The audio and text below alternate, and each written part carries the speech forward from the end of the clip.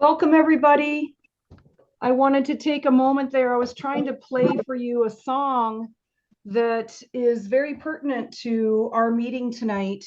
The song is Un Canadien errant, and it's the song that was written after the Lower Canada Rebellion in the 1830s, when a gentleman wrote this song because he was expelled from Canada, and he's very sad. The song is basically his lament about leaving Canada and not being home to see his friends, and that the last line of the song, written in 1840, is "My last breath, my eyes will go to you," and it is a really touching piece because it hits home for many people. Not everyone in this meeting today is French Canadian, but many of you are. And for those of you who aren't aware, French Canadians are very much related to each other. It is what it is. There was a small pool of people who intermarried, and I have many relatives all across the United States and Canada. My family history includes names like Arsenault, and I know I saw Angela Arsenault is in here tonight. Thank you for joining us. She's likely a relative of mine. And other family names like Landry and Degel and so many others. And it's something to remind us of our humanity in these trying times for people, that being connected to someone who you may never have met, but they could very well be your third or fourth cousin, is something to keep in mind, that we never know who we're standing next to, right? So let's treat each other with kindness, and with the idea that we are all relatives. And that is something that comes from my also comes from my First Nations background, that we look 7 generations behind us and 7 generations in front of us, and want to be responsible for that. So thank you for joining. And I'm going to apologize because there are people who are still joining. If everyone could stay muted while we do this presentation, and at the end, we will take questions, and I'll also check the chat. So Janine Cotugno Guimont is here with us. And if everybody else can dim their video, then I believe Janine will pop up to the top, and she'll be able to be seen by you as we go through this. So Janine, you can see my first slide, yes? Yes, I can see your first slide, your Thank you. Thank you. bio. Yeah. So thank you, everyone. This activity is a extension of an effort that I began in 2023, which is to share Canadian culture, both material culture and the culture of kindness, with my community here in Kalamazoo. I've been here 20 years. I came with my spouse, Dan Mondu, who is also a Canadian by descent, and our 3 children. I was educated at the University of Windsor. That's where I grew up. And I'm also a chef. I teach culinary arts at Western Michigan University. My background is primarily French, but multi-European and First Nations. And I am also seeking to document my family ancestors. They originated in Restigouche, New Brunswick, which is a Mi'kmaq region. And my French background were probably in Canada in the early 1500s. So we're all here on a journey. In 2023, I decided, after the pandemic, if I couldn't get back to Canada, I was bringing Canada to me. And so here you see a picture of me with Andy Chan from Chicago, who is a Canadian, celebrating in 2025. And Janine Guimont Cotugno is an amazing lady who I met several years ago. I think we met at the first festival. Yes, yes. And I can't remember how we met, but she is a member of the Kalamazoo Valley Genealogical Society. And she's a genealogist who has been researching her own family history for over 40 years. She is the child of two Quebec-born parents and has identified 2,000 great-grandfathers and great-grandmothers. That is enormous to think that that many people took that many to create this beautiful lady here today. Janine has provided resources and support to those searching for their Canadian heritage at the Canadiana Festival every year and hosts a booth there. And we began being asked about Bill C-3 and Canadian citizenship by descent. And so we hosted a couple of weeks ago a program on that. If you wish to see it, it is on our website. If you would like to go back and watch it, if it's helpful. You can put in the chat if you attended both, if this is your second event that you're attending with us. It'll help us to know if this has been something that has continued to give you support, and we appreciate your feedback. I'm going to let Janine take over from here. I will try to monitor the chat, but primarily if you have burning questions, hold on to them because you might find that they're answered before this presentation is over. We do have an hour plus reserved for this. If at the end you find you need to go for whatever reason, please feel free to do so. We will record it and we will send it to you once I can get that recorded, uploaded, recording rather, uploaded onto YouTube. And then I'll send you the link, but it will also be on our website probably within the week. So there you go. With that, Janine, feel free to take it away. All right. Well, thank you everybody for coming.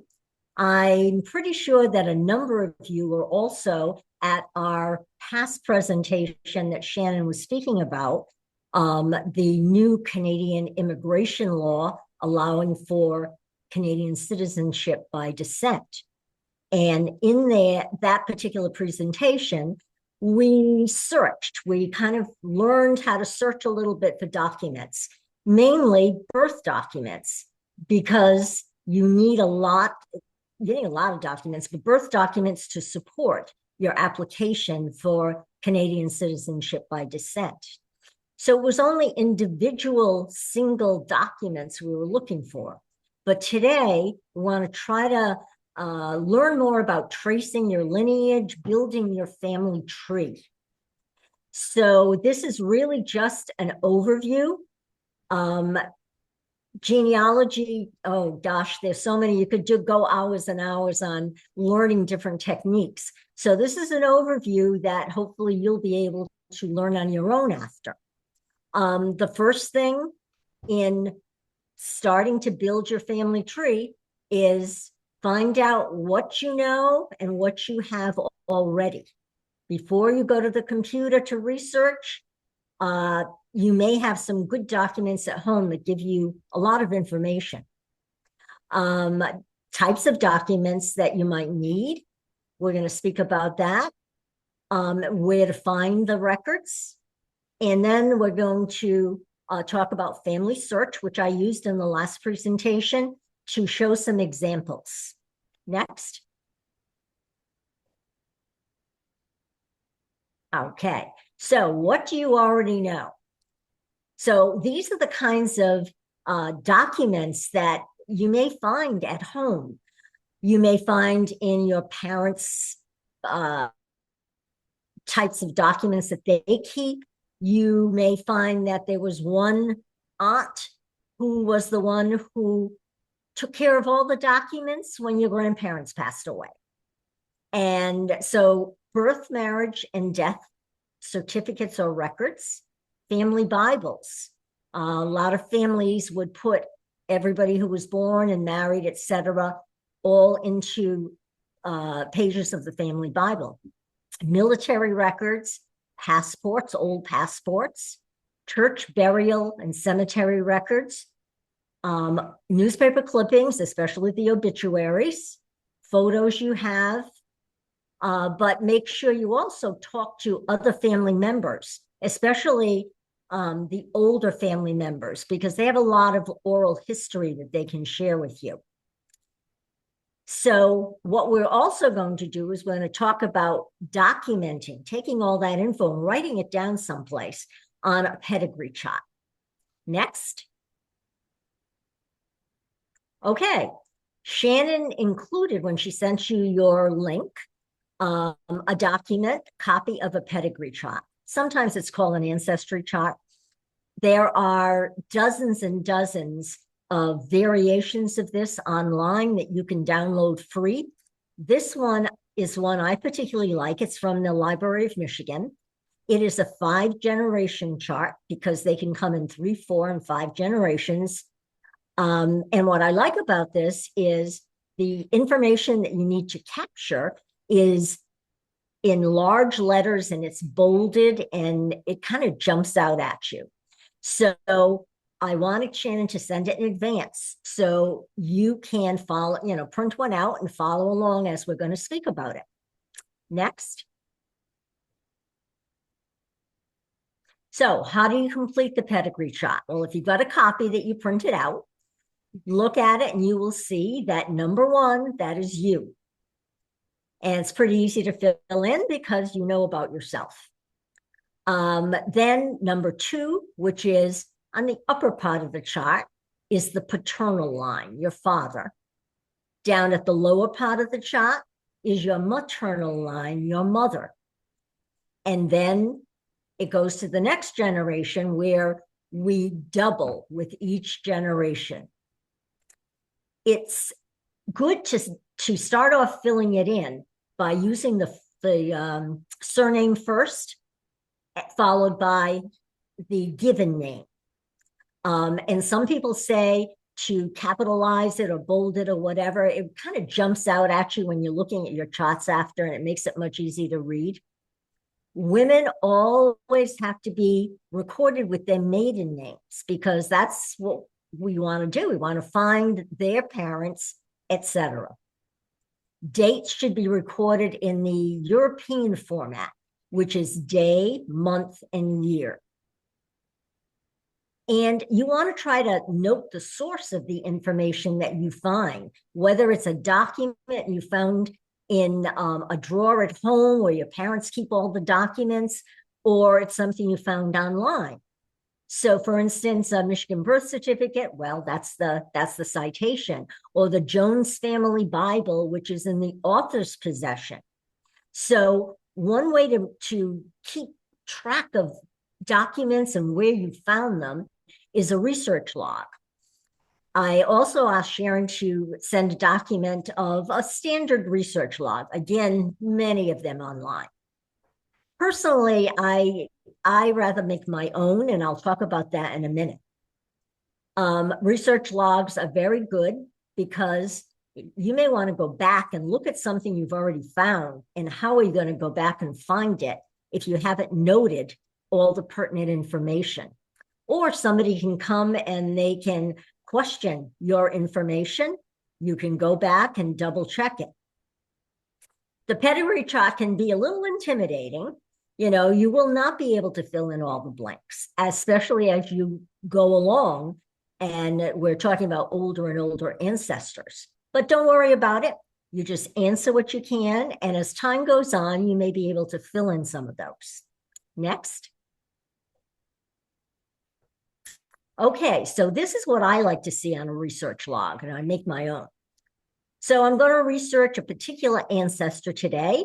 I write his or her name down, and the date. This is the date I'm searching on. And where am I searching? What location? Am I online, like maybe at Ancestry.com, or am I at the library? And what am I searching for? Okay, I'm searching for a birth certificate on my grandmother. And then where are you looking for this birth certificate? Is it books, or are you on Ancestry and you're able to open up a database of births? So whatever it is, you write that down. It's not like doing a citation on a research paper, but the important things about where you found this, where you found it, and what it was you found. If you did not find anything useful, make a note about that. Next. Okay, so lots of documents that you may need or would be very useful. The most important one, vital statistics. And those are birth, marriage, and death records, certificates or records. These are kind of created by the states or the provinces in Canada. And when they are filled in at the time of these events, they are kept in the archives of those states or provinces. Now, birth certificate can be a little difficult because there was a time where they really didn't require civil registration for them. And if that is the case, as you go on in your family tree, if you have a baptismal record, it can be used as a substitute. Other things that are really useful are census records, because it lists all the people who are in a particular household. And lots of different questions about each one, age or the date of birth or birth location, et cetera, et cetera. And so you really get to see the whole immediate family there. There are other records that could be useful: immigration and citizenship, military, land and deeds, taxes, court filings, and probate court. So depending on your particular circumstances, you may need to research some records in the US and then some other records in Canada. Next. Oops. Okay, let's talk about vital statistics. Oh, we skipped ahead, I think. Okay. All right, thank you. I thought we skipped ahead, we didn't. All of the various documents that we're going to talk about can kind of fall into two buckets: primary sources and secondary sources. So primary sources are those records that were produced at the time the event was taking place. Birth, marriage, and death are primary sources. They are done almost immediately after the event. And there are some other things you might find at home: military discharge records, etc. Secondary sources are created after the event or by some relative or person that really wasn't involved or wasn't at the specific event. And that's where the family Bible that I spoke about comes into play. Aunt Margaret's the one that has the family Bible, and she writes all those new babies in there, but sometimes she gets it wrong. Censuses, as much as they are very helpful, they are also secondary sources, because in the old days, the census taker would go from home to home, and he would write the names down of all the people there and ask all his questions. And sometimes he didn't write in the information correctly. He misunderstood. There were language barriers. Maybe the person at home was a teenager with all the young kids, and they didn't really know all the information. So they are secondary sources. City directories would be another one. Occasionally, you find something that can be both a primary source and a secondary source. And death certificates are one of them. So the death information gets documented at the time of the death within the matter of several days, and it is a primary source related to information on a death. But most death certificates also want to include things like date of birth and location, etc. And who's giving the information for the death certificate? Usually a relative, perhaps a son or a daughter. And do they really know it all exactly correctly? Is it going to be accurate? So in that case, the information related to the death is a primary source. The information related to the birth of that person is a secondary source, because it could be wrong. Next. Okay, vital statistics. We're going to go to the next one. That's just my holding page there. Okay, so how are we going to find these records and lead us to other ancestors? So the most efficient way to do it is to use one of the major genealogical websites. And we probably have heard most of them. There are 4 major ones: Ancestry.com, MyHeritage, Find My Past, and Family Search. Now, the first 3, they require you to purchase a subscription in order to research on theirs. However, Family Search is free. When you do want to use it, you have to register and get a personal account, but it costs nothing. We have to be a little careful, though, on Family Search. It is run by the Church of the Jesus Christ and the Latter-day Saints, the Mormons, and they do have beliefs about families having reunions in heaven.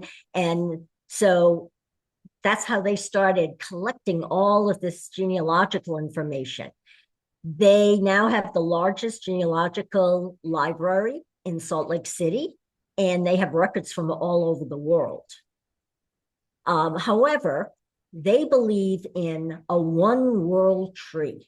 So if you upload something about your family to Family Search, it's going to be put in the one world tree. If somebody else is searching after, they may find your stuff, but they may find someone else's too. Maybe the other person's is not accurate. So that can be a problem. You have to be very careful of trying to find a source that's listed or a proof that that particular information is accurate. And if you can't find a source, consider it more of a hint. Write the information down whatever way you want with some little icon or something that shows, okay, this is a hint. In the future, you may come across the proof document. Next. Okay, so those of you who were at the previous session, this is all sounding very familiar because we use this to find the birth certificate on our test case, which was we were looking for an individual's grandmother's birth certificate. So what I'm going to do is I'm actually going to build on that to take it a little bit further. So Family Search website is familysearch.org. Very easy. Again, free. You have to register a personal account. And this is the homepage. And you will see on the right-hand side, there's a little button that says create the account. That's what you're going to click on first to create your account. Basically, it's creating a username and a password. Next. So once you've got your account, you're here on the main page, and you see kind of at the top 5 different pull-down menus. The one you will use most often is the search pull-down menu. And in that, the 2 items that you will probably use the most are the first one listed, records, because that's what we're looking for. And then further down, something I like to use because I think it's the shortcut, Research Wiki. And we'll talk about those later.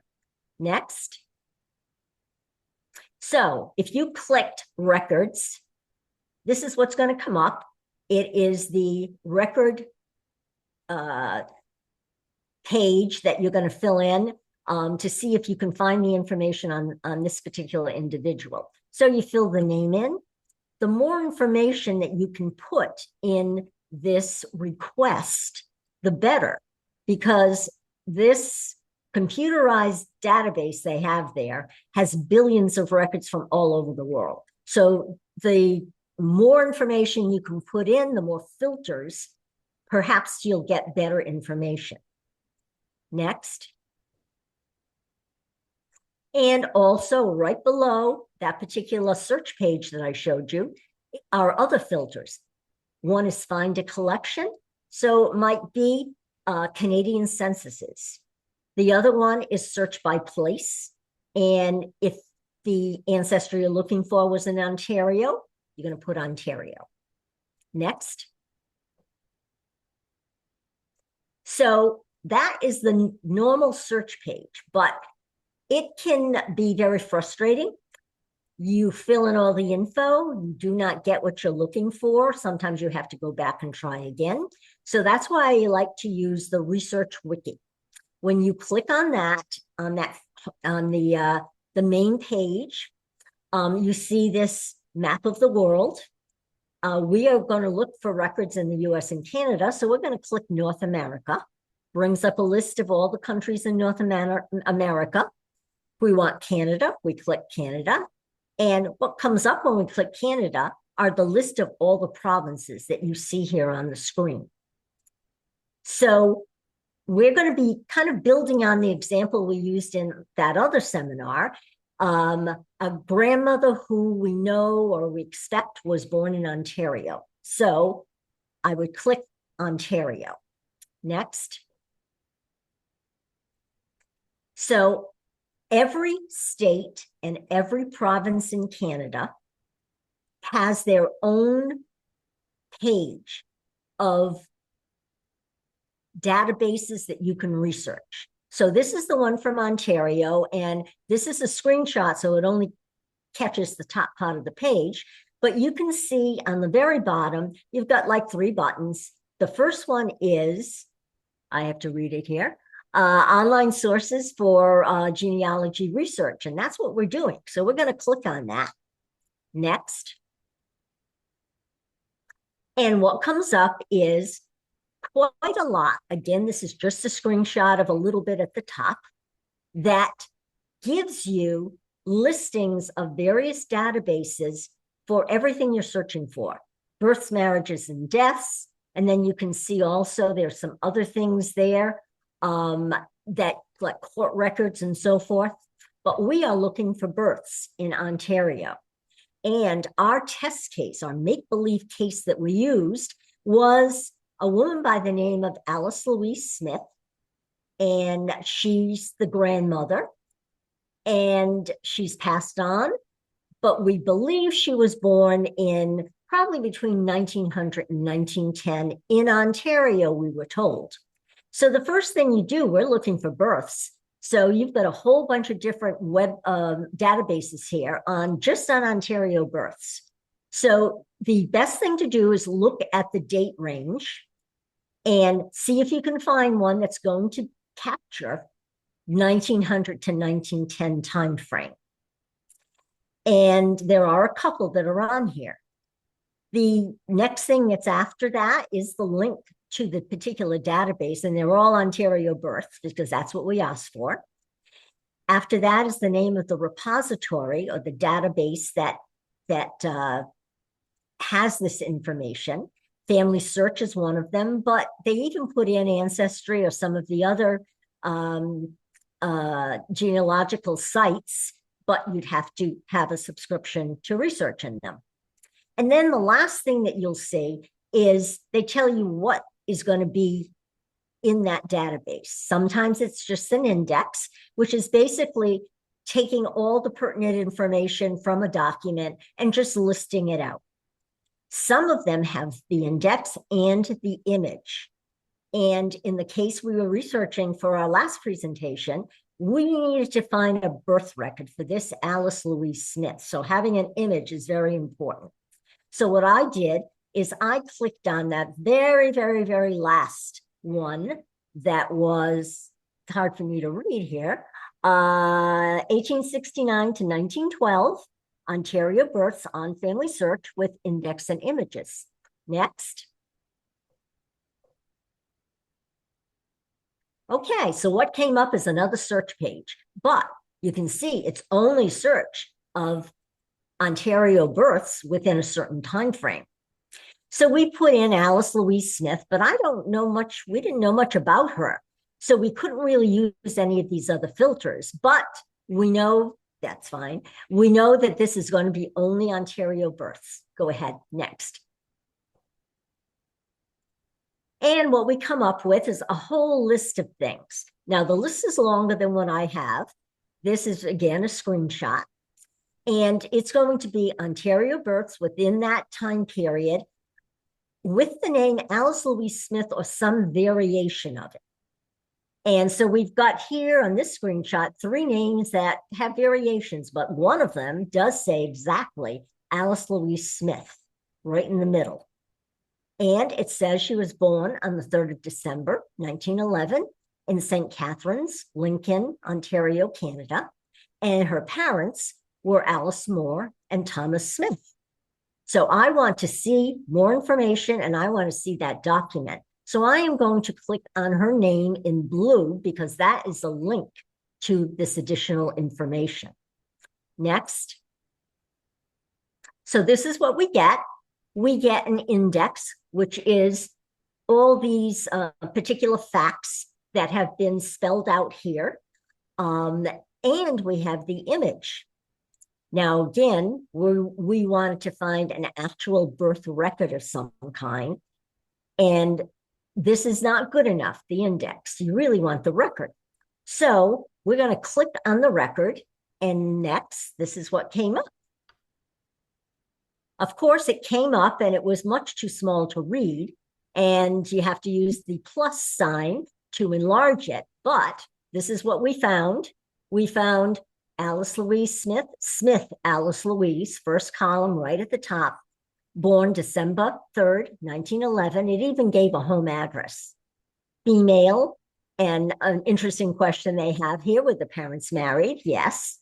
And then the name of the father, Smith Thomas, and his occupation. He was a gardener. And the name of the mother, Moore Alice. And this particular birth register asked another interesting question. Where were the parents married and when?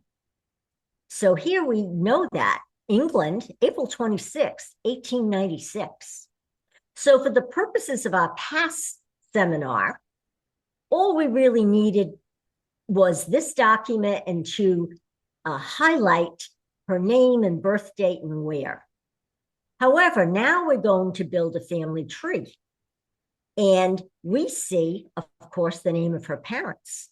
That means we can fill in another generation on the pedigree chart. And on the pedigree chart, there's a location and there's a request for the date of marriage and where. Well, we have it right here. It was England, April 26, 1896. Now, if I didn't have that there, I might be searching for a marriage for her parents in Ontario, because that's where she was born. And I wouldn't come up with anything. So now we know that we might have to go to some international records to get more information on that. Next. So census is important, US and Canadian. So the US Census is taken every 10 years on the 0 years. We know we just had one in 2020. And for privacy reasons, the census is not published until 70 years later. So the currently published US censuses are from 1790 to 1950. Now, the Canadian census is always also every 10 years, but they do it on the 1 years. And they started doing it in 1851. Again, for privacy purposes, they do not publish, but they don't publish for 90 years. So currently, the published censuses in Canada are from 1851 to 1931. Now, this doesn't mean there are not other censuses before these years. Because Canada was settled by the French, it was New France. And then the English in the 7 Years' War won Canada, the land that we now call Canada, from the French. And they called it different things and split it up different ways. So you may find these strange names.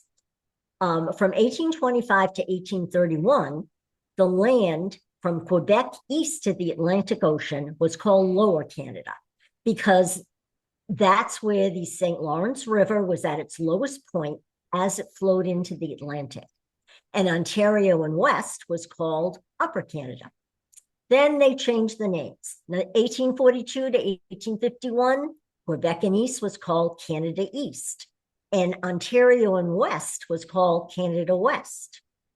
Thereafter, they started using the names of provinces as they developed them or territories, making it a lot easier. But if you come across these strange names like Lower Canada, that is the reason. Next. So we're going to search some censuses. And I actually picked my maternal grandfather to use as an example because he was born and raised in Canada, married there, but then they moved to the US when their children were quite young. And I know that he's in both Canadian and US censuses. So I'm putting his information in, Alcide Lariviere, and I know they were married in Canada, Quebec. I don't remember the name of the town. And I have a range of years when I think that occurred. And down at the very bottom, there's another filter because I can hit spouse and I can put my grandmother's name in, Olivine. These names are very strange. They sound much better in French. And then I'm going to hit the search button. Next. Well, this is what comes up for my grandfather. Actually, much more comes up than this, but the censuses come up first, which is really helpful.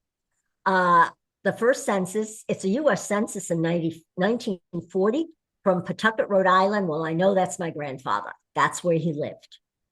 And then the next one, a Canadian census, 1911, and then a Canadian census of 1901.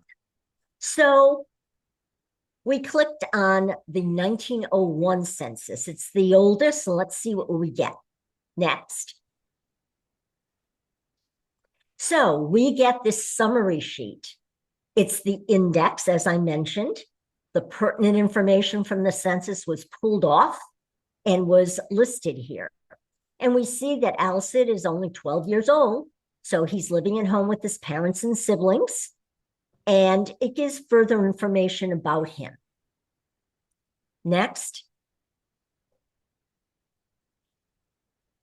Okay, so if we were, again, that was a screenshot. If we were to scroll down beyond what I just showed you, you would see the names of everyone else that was in that household collected at the census. The first one would always be the head of the household, and that was his father, Matthias Lariviere.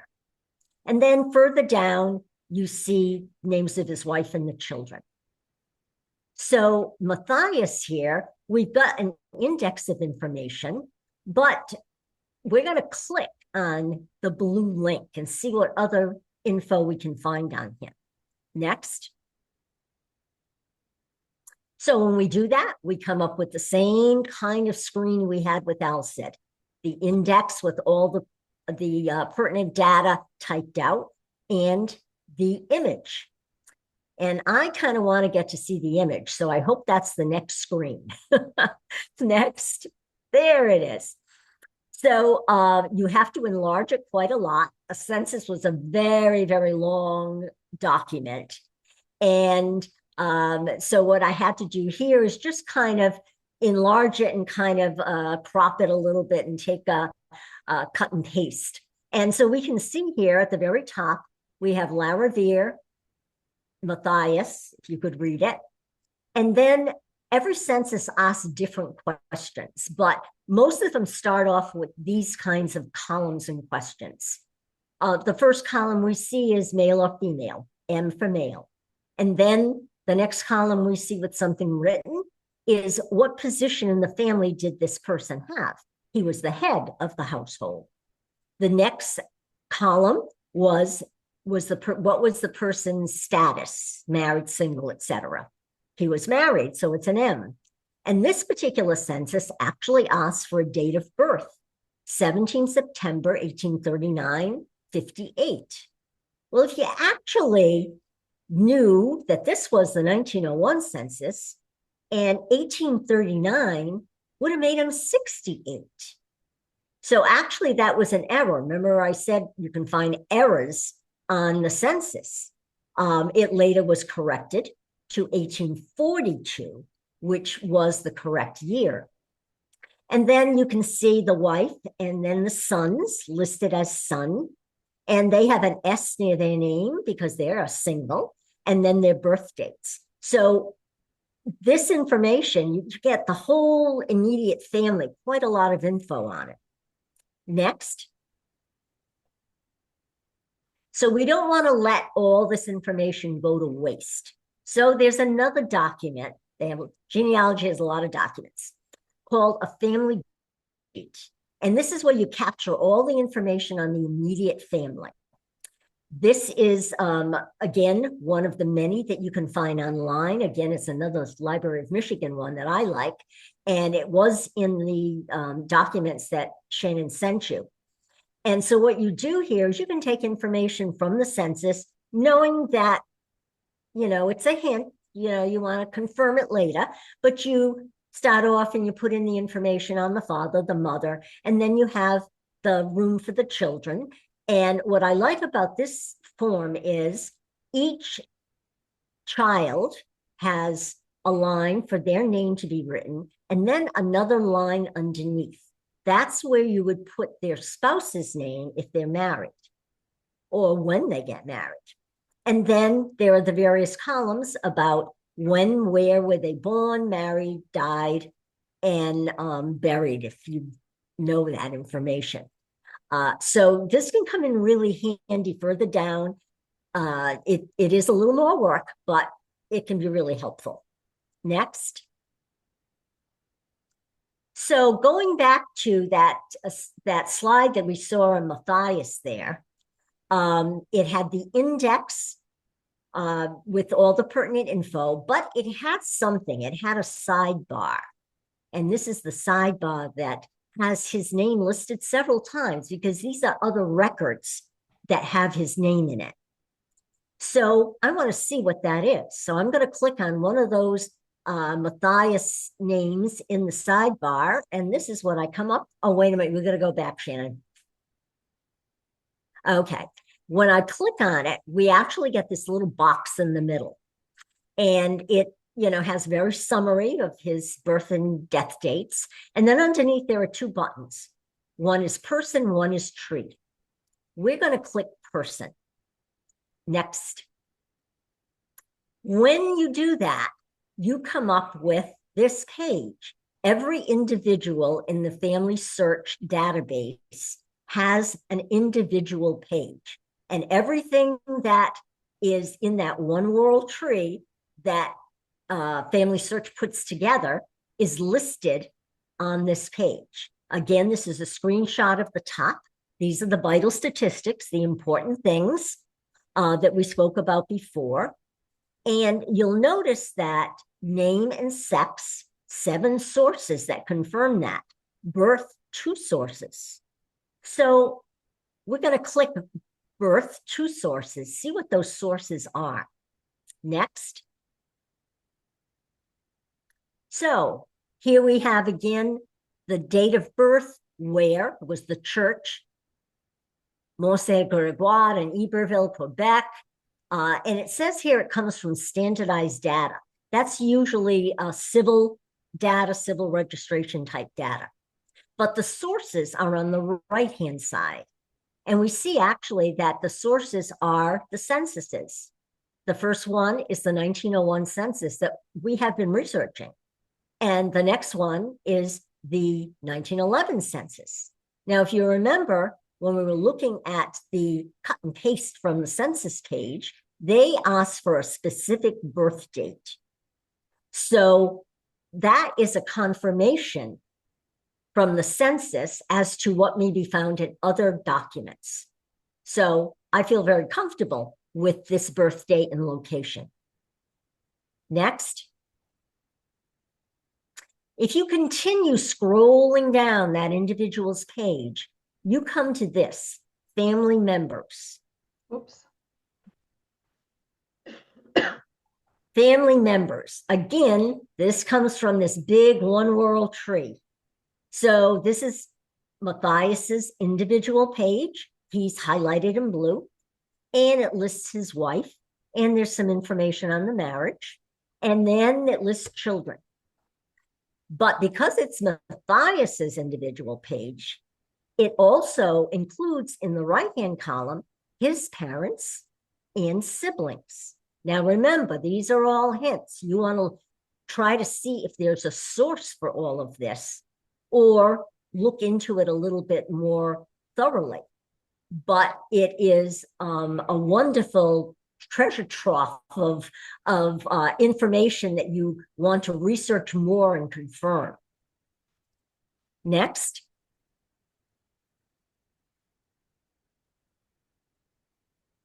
Okay, I want to talk a little bit about Quebec genealogy because it is somewhat unique. What we were looking at before was Ontario, and Quebec is going to have a page on the Research Wiki, just like all the other provinces, and it will have the same kinds of things, the databases for births, marriages, deaths, et cetera, et cetera. Some of them will be earlier. The years that they cover will be much earlier. Pardon me.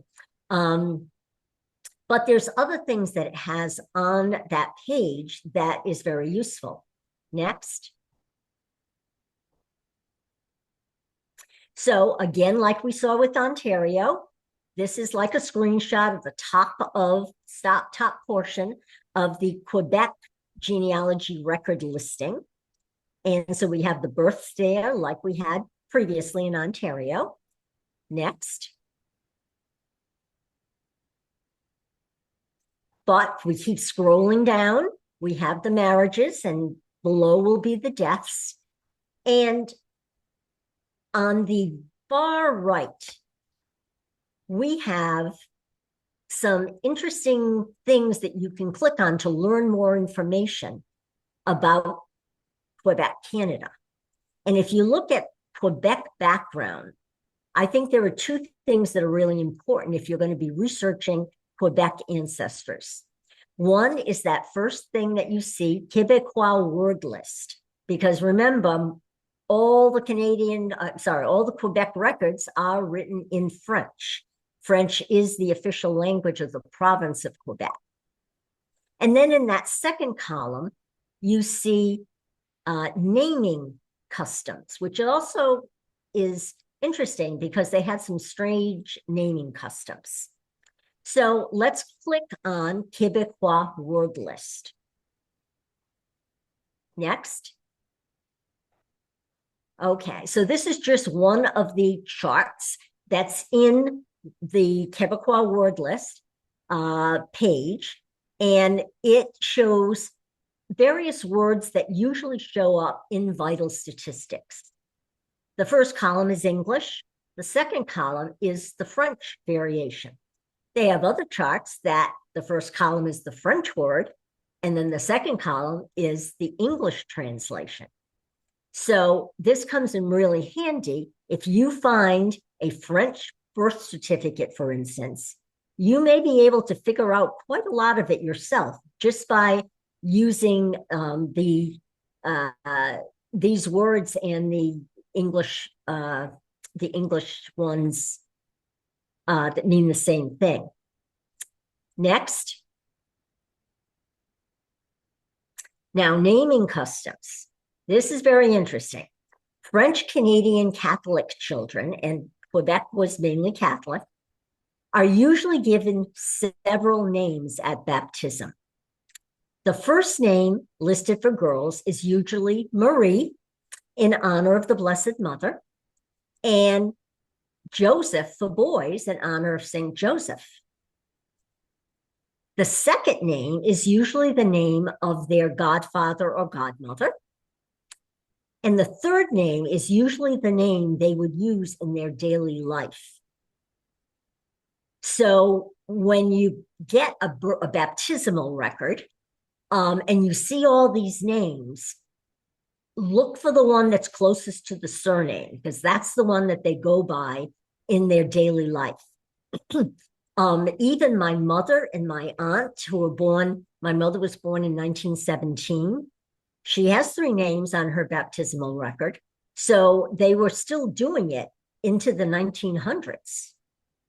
The other thing that you will see if you research Quebec ancestry, especially in the early years, the 1600s and the 1700s, when it was New France, is what they call D names, D-I-T. It means also known as. And usually it came after the family name. So there'd be first name, family name, D, also known as, and then there'd be another kind of descriptive name.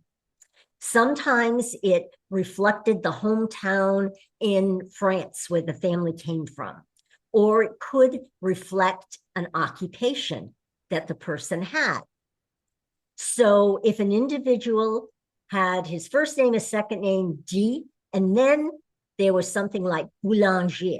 Well, boulanger is a French word for baker. So we know this man was a baker. Now, why did they do this? They did this because they wanted to identify and separate different branches of the same family, so you wouldn't get them all confused. And also, after 1760, when the British took over that landmass that we now call Canada, some of the French names, some of the French people Anglicanized their names so that they could better blend in. Next.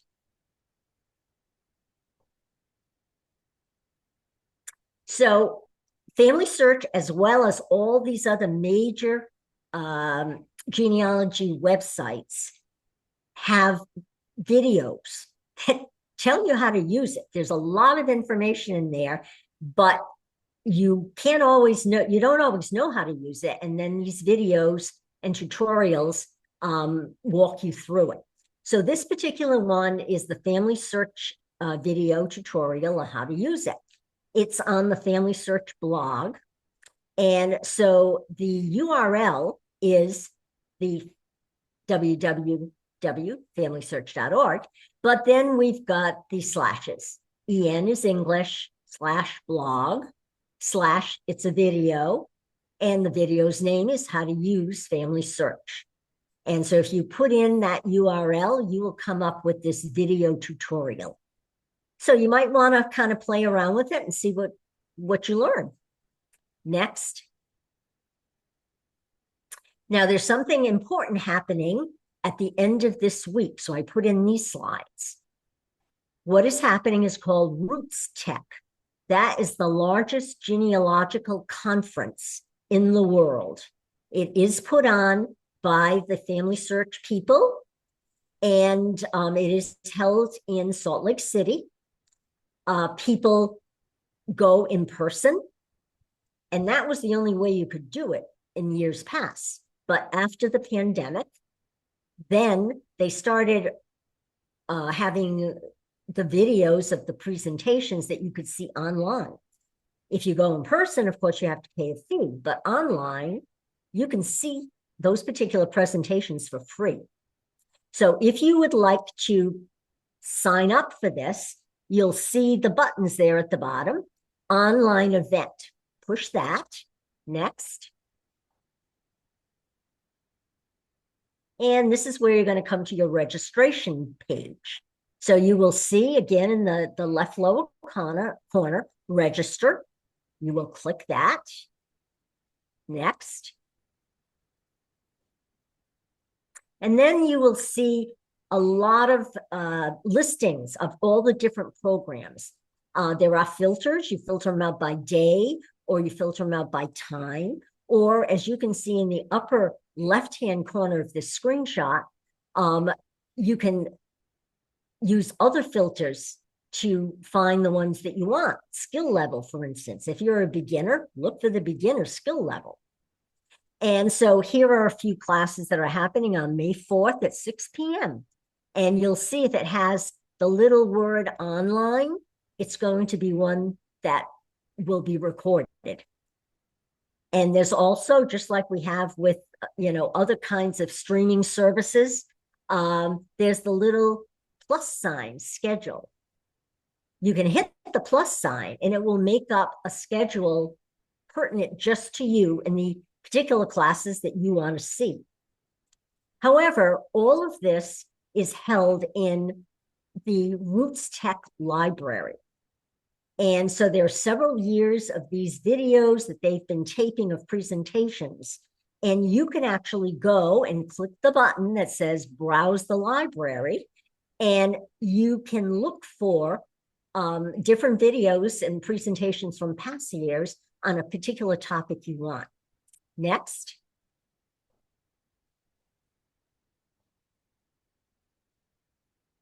Okay, so this is, if you clicked on that library, it's the search on demand library, and you'll see on the left-hand side all the various filters that it's content and its location and language and all kinds of different things. You click on the various filters that you want, and what will come up is a listing of the particular videotaped presentation, and there'll be a little button, watch, because it's now in the library. So you can go on at any time once you register for Roots Tech and pull up this library and listen to some very interesting presentations. Next. So our next session is in 2 weeks, and you have homework to do. So the first thing is try to locate any family documents or take oral histories from your relatives. Get all the info you can before you hit the computer. Document this information on your pedigree chart that you now have and you can download and print, and cite the sources. Create the account on Family Search for yourself and start searching for records, whether you search on the main page, that main search page that comes up, or if you want to try the research wiki links that we showed you. Remember again that Family Search is a one world tree. Look for proof documents to confirm the accuracy of the information. Otherwise, you just think of it as a hint. Try to review some censuses from various appropriate years, and you'll be able, hopefully, to capture a lot of family data on the immediate family. Again, understanding and remembering that is a secondary source, but it's a wonderful secondary source. And it lists that information on the family group sheet. And if you have some time in the next 2 weeks, try to watch a webinar on Roots Tech.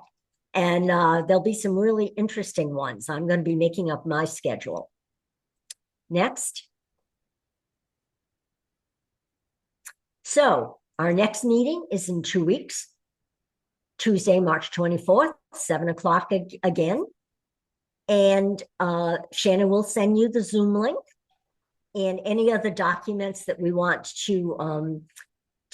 for you to download. What I'm going to do at that session is I am going to tell you how you can, pardon me, how you can download onto your computer a free genealogy software program. And that is going to allow you to take your pedigree charts that you've been doing it by hand, hopefully in pencil, and typing them in to a digital database of your family. And once you start filling that in, pardon me, you'll be able to print reports and charts and all kinds of things. We're also going to talk about other lists of other genealogical sources and other ways that we educate ourselves on genealogy and how to do it correctly. So there are blogs, there are newsletters, there's a lot of Facebook groups, and they have great information on them. There are a ton of YouTube videos by genealogists that you can pull up free and look at. Webinars, of course, like Roots Tech, etc. And check out the Genealogy Society in your location where you live. You might want to someday join that, and you will learn a lot from the people in those societies who've been doing genealogy for years. So that is the end of my presentation today. So I think we can go back to Shannon and questions, and I can take a sip of water in between. Thank you, Janine. It's a lot of information to take in, and taking it bite by bite, I think, is the best way. And I'll just share my own personal experience. Janine kind of launched me into the looking for my, helping me look for my family history, and I took off like a rocket.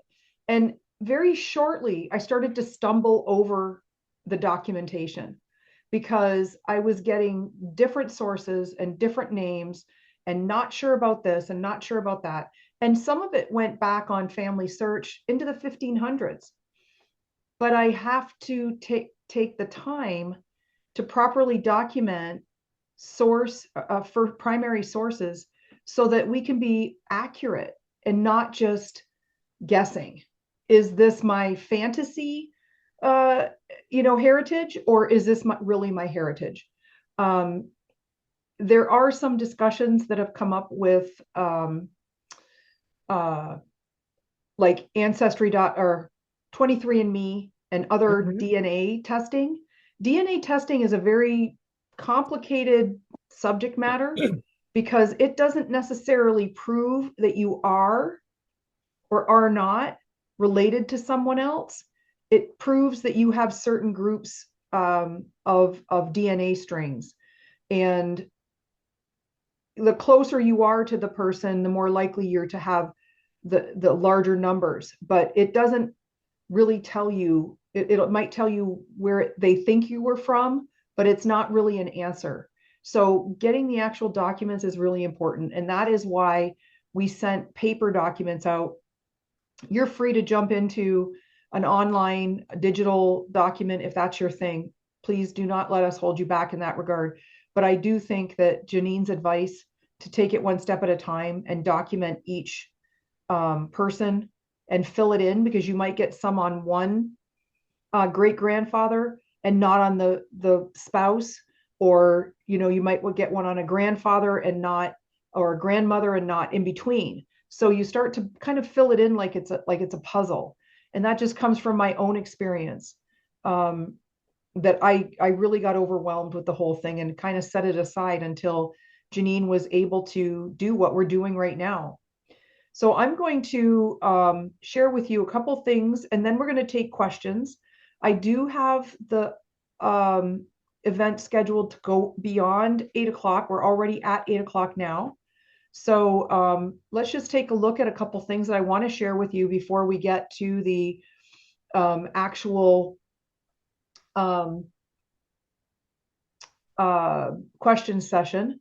And that is, our festival is not just a festival. The Canadiana Fest is an organization that runs on both American and Canadian volunteers.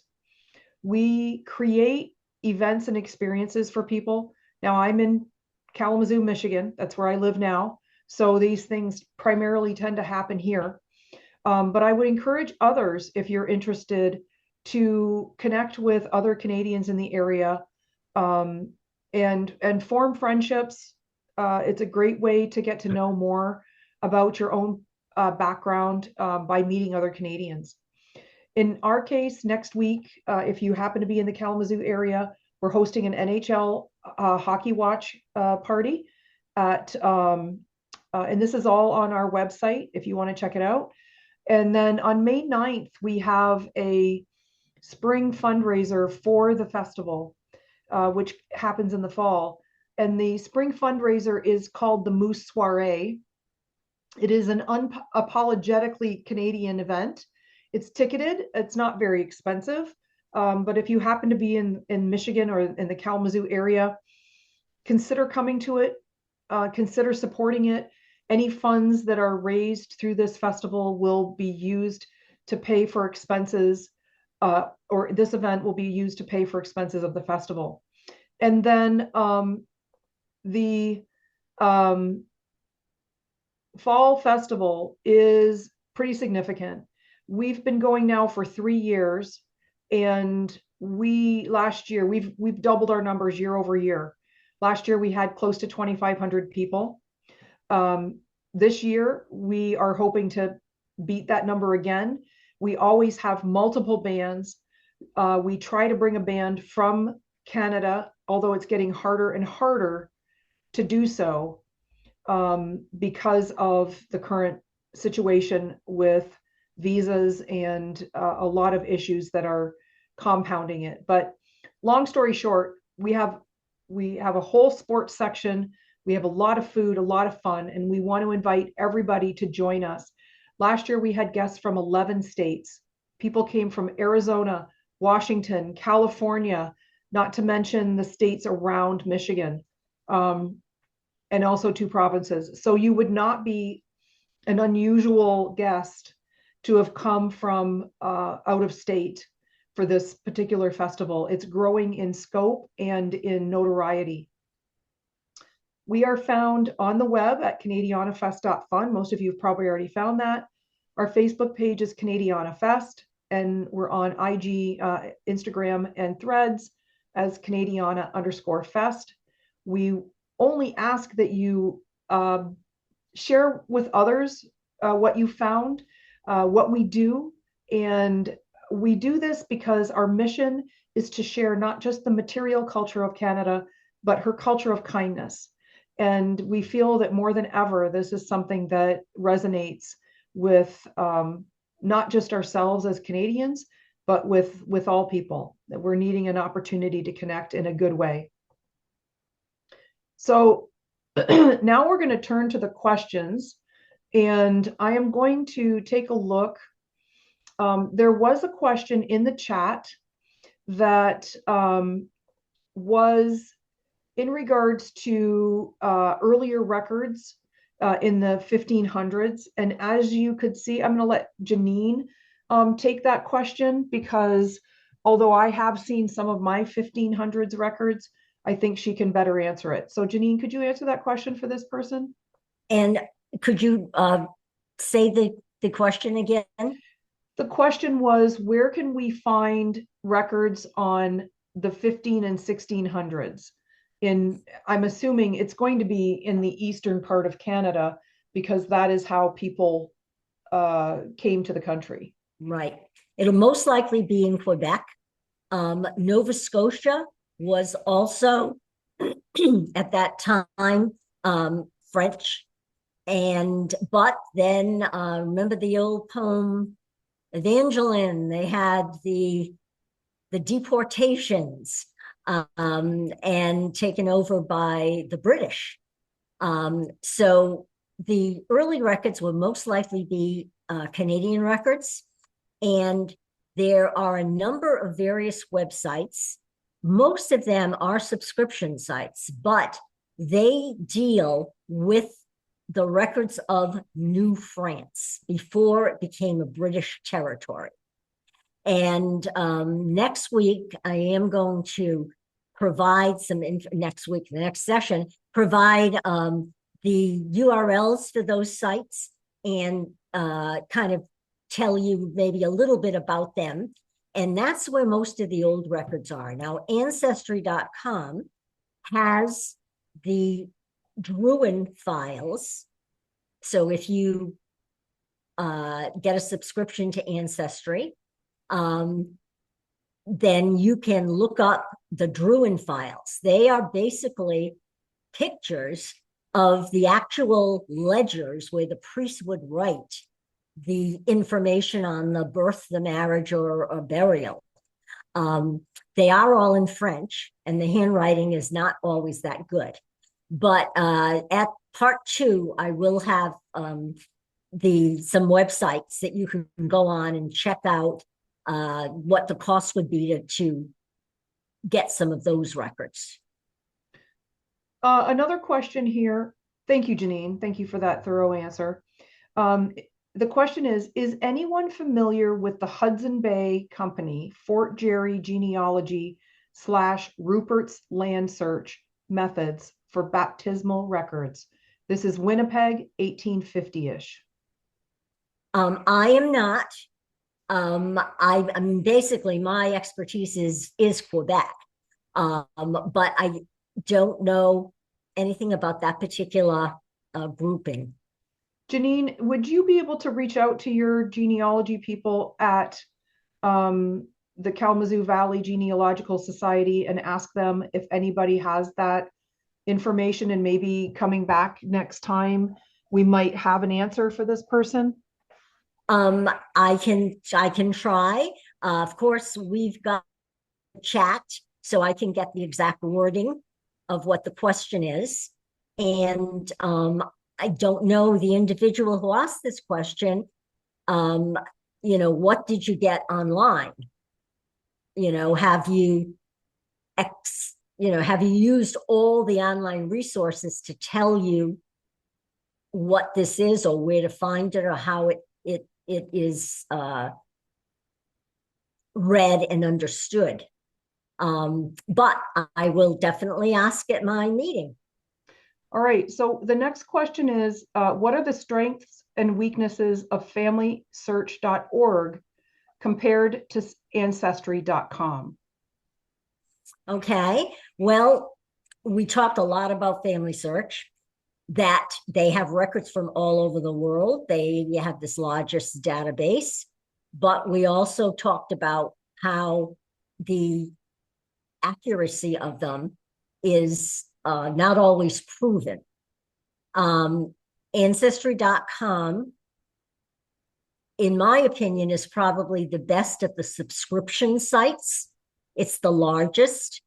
It will have records that you will be able to see that are much more accurate than some of the things on Family Search. But of course, it costs money.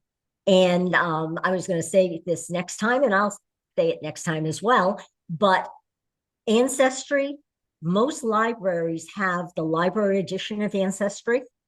And so if your library does, check with them. You have to use it at the library.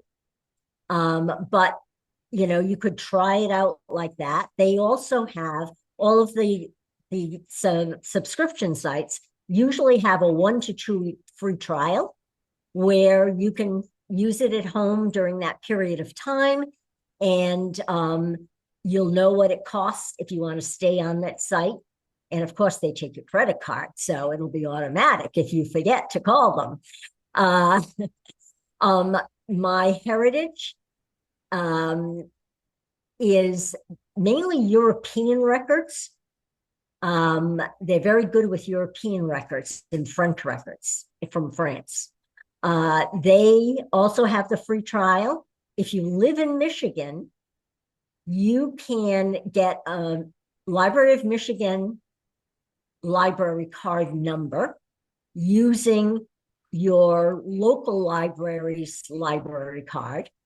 And they have a MyHeritage kind of library edition thing, but you can access it from home. So, these are some of the better parts or the pros and cons. Find My Past, mainly British Isle records. If you're looking for Irish, English, etc., they have the best amount and best records on the British Isles. Very good, thank you. I'm going to point something out. If you have a question, please put it in the chat, and then we can figure out if we can answer it. We would prefer not to receive email questions because we would be bombarded with questions, to be frank. There's dozens of people who have participated in these seminars, and Janine has generously participated. The one coming up next will be her third in just over a month.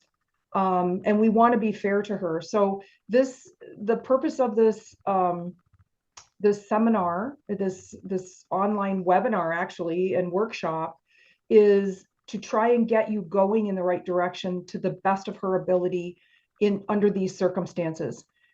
As we had stated in the sign up documents, this is not intended to be a end of the road for you per se. If you hit a wall and we're not able to answer the questions in this context, you may have to go to a genealogist to hire them to go further into finding some of these documents. You can also, as Janine has suggested, join your local genealogical group and go there and get further advice from them. So I hope that sounds fair to all of you. because there is a limit to how much we can do, but we are still trying to do it. And I will add this much as well. Someone asked a question about my grandfather was born prior to 1947. Does he count? And I'm assuming that means, does he count for ancestry to justify Canadian citizenship? That is a complicated question, as the attorney in the previous seminar had indicated. There are certain rules about it, but my basic understanding, and I am not an immigration lawyer, I am not a specialist on Bill C-3.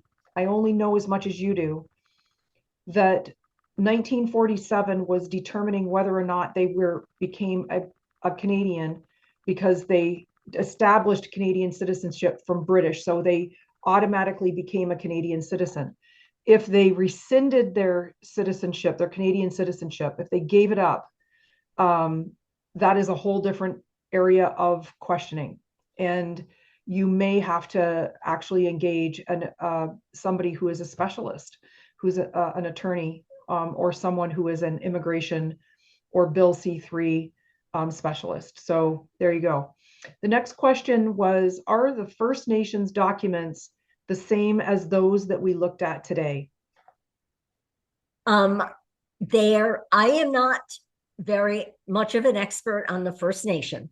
However, one of the other websites that I'm going to include for part 2 is the Library and Archives of Canada. And they do have records and sections that deal with Indigenous records. I have never researched them because I've never had a need to, but Library and Archives of Canada, you can check that out.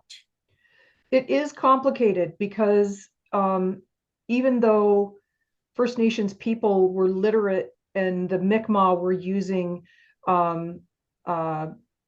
basically like runes, what we would think of as runes, for centuries, even in the 1400s when the Europeans came over, they already had an established written language.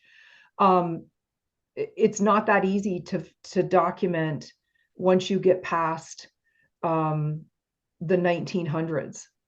Prior to that, because people moved around, they didn't necessarily stay in one place. But I think Janine's suggestion is probably the best one. You may have to reach out to actual tribes. Once you get to a certain point, you may have to reach out to those tribes in those communities and see if you can also get additional documentation that can take you further. One of the questions here is, do you have suggestions for searching for people whose names that have been spelled in several ways? For example, I have seen Agnes spelled Agnes, Aggie, Aggie, and Agnes, Egnes, on various documents, census, marriage, and childbirth records. And that may be why I'm having trouble finding the birth record. Well, I do know that the major databases do have suggestions when you are filling in the search page to use various icons like asterisks and et cetera, to bring up. In other words, if you're not sure of a particular name and how it's spelt, you can use these wildcard type icons from your computer desktop, and it searches all kinds of variations of the name that way. Okay, and I think that might answer their next question, which is similar question about when the name is transposed and the date of birth is different by one day when all the other records appear to be correct. So that kind of sounds like it's the same answer for that.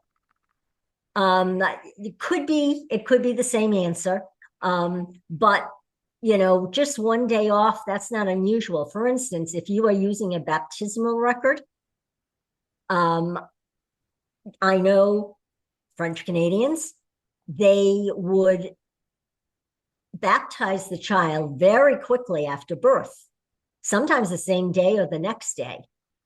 And so the priest would write in the baptismal record, I baptized so-and-so today, and have the date there, etc. Who was born yesterday? And that way you can see a birth date and a baptismal date when they wrote it that way. And that could be why you might find something that's a day off. Okay. The next question is, do you have any recommendations for non-Catholic baptism records? From the online search I've done, Protestant Anglican church records aren't as available online. Should I email or call? I have seen them. I mean, if you were on Family Search, there were a few of those databases that were non-Catholic databases. Likewise, Ancestry will also probably have some databases that are the non-Catholic churches, even in Quebec. And as far as calling, I don't know who you would call. If you know the name of the church and it's still in existence, I suppose you could call. But I don't truly understand the calling part. Okay. They're talking about calling the actual church. Okay. Or the city, I'm assuming. Okay. In that case. Yeah, you can do that. Yes, you can do that. I know that when my parents were born in Quebec, they did not require civil registration. So my parents had to rely on their baptismal record. And in the, I don't even know when, the 1950s or whatever, they wrote to the churches where they were baptized, and they got back a word for word transcription of what was written in the baptismal record. And then it was certified by the priest who was at the church at the time of that they asked for the record. And he would certify to say, I certify that this is the actual wording that is in our church records. So yeah, if you know the name of the church, give that a try. So there's one last question that we'll take here, and that is, my Canadian-born grandfather's birth certificate lists his mother's name as Abram. His death certificate says Abram, but his marriage certificate has her last name as Markovich, which I've never heard of in my family. All other names in these records are correct. Should I use it on my application? First of all, we cannot give you any advice about what you should use on your application. We are not immigration attorneys, and I don't want to misdirect someone.